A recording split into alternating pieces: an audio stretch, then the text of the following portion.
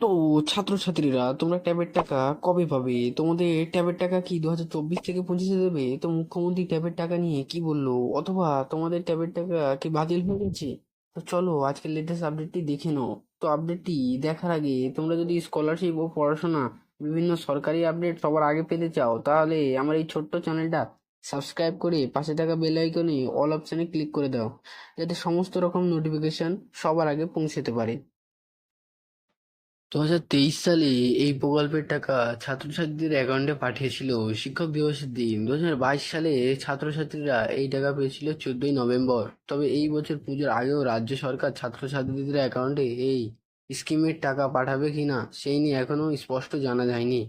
তবে মনে করা হচ্ছে যে বন্যার পরিস্থিতি নিয়ে সরকারি আধিকারিকরা এতই ব্যস্ত, সেই জন্য ট্যাব কেনার টাকা পাঠাতে হয়তো এখনো পারবে না রাজ্য সরকার।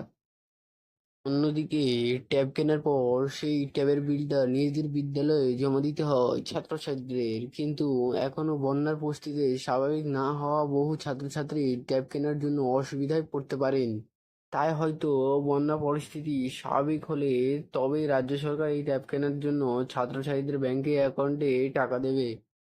তবে ছাত্রছাত্রীদের কবে টাকা দেওয়া হবে সে বিষয়ে শিক্ষা দপ্তর তরফ থেকে বিজ্ঞপ্তি আগেভাগেই প্রকাশ করা হবে।